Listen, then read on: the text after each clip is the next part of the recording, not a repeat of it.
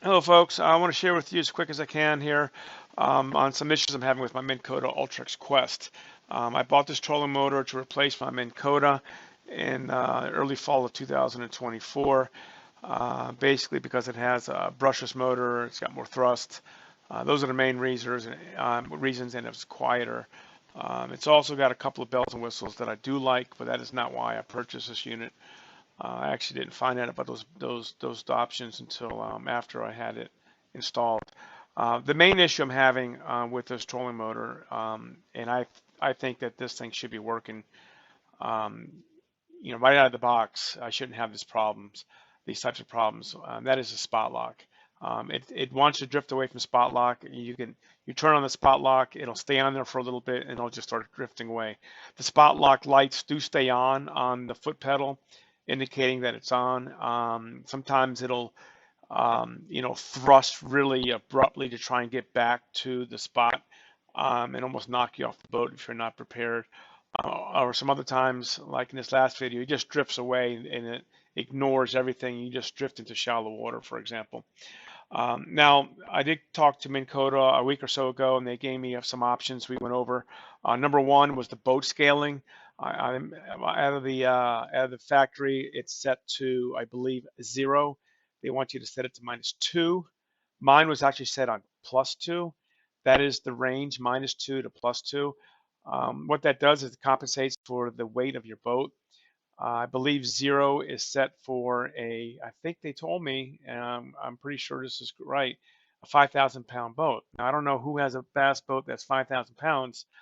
You really have got to have that thing loaded. My boat, it's a 24 Bass Cat Puma STS, and it weighs tournament ready, right around 3,000 pounds, and that's fully loaded. Now, I did set that to -2 to compensate. So that's the first thing. The second thing they had me do is make sure that both the trolling motor and the Humminbird Helix 12 graphs are all up to the current levels of software. They also sent me a replacement Ethernet cable, and we all know what a joy those are to replace. And I did that. So those three things I did do. Software versions are up to date. Ethernet cable was replaced, and the boat scaling in your menus, your trolling motor menus, set that. It's under calibration, and that's down. I set that to -2. And what happens is you'll put it on spot lock, and it starts to drift away. Now, I wasn't spot locked in front of a buoy or a bridge piling for better reference, but what I did will work. I was about 30 yards in front of outside of a bank and facing into the wind, and I had my Helix 12 turned off.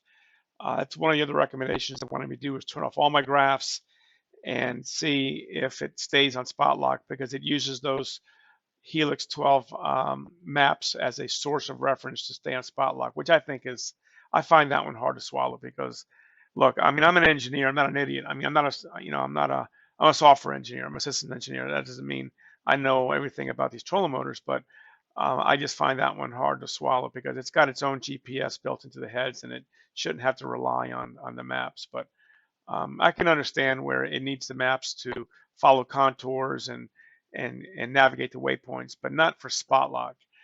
So I did turn off one of the Helix 12s, as you'll see in the video. I did leave one on back at the console. Yes, they're networked together, so maybe that is interfering. But I needed to have some kind of point of reference to see the boat actually drift or stay on spot lock. So that's it, guys. Take a look at this video and let me know what your thoughts are. Thanks. Okay, I'm going to hit spot lock right now. Okay, you can see all the lights are on. Spot lock is on, and I got the Helix 12 turned off, and I have a reference right there on my Garmin. Okay, really what I can do is I can pretty much tell if I'm moving at all because I don't have a map reference, but I can tell by the bank over there.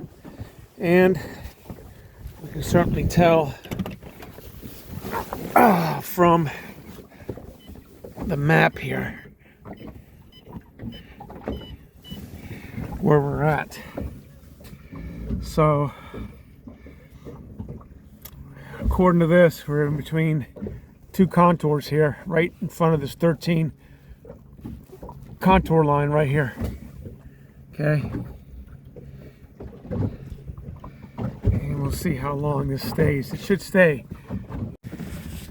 All right, that wasn't even 2 minutes, and you can see how far I've moved. I moved from up there in front of this 13 contour, and I moved all the way down to there.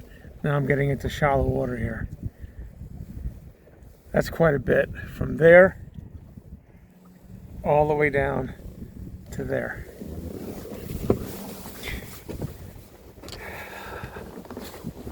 And I am nowhere near where I was.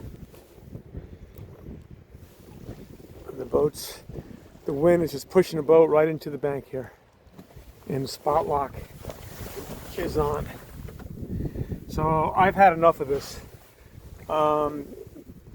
Minn Kota support is blaming it on Humminbird, and they don't want to do anything. I don't want this unit anymore. I want my Quest. I want the Ultrex. I don't want the Ultrex Quest, to be honest with you. I hate it. I just want my money back.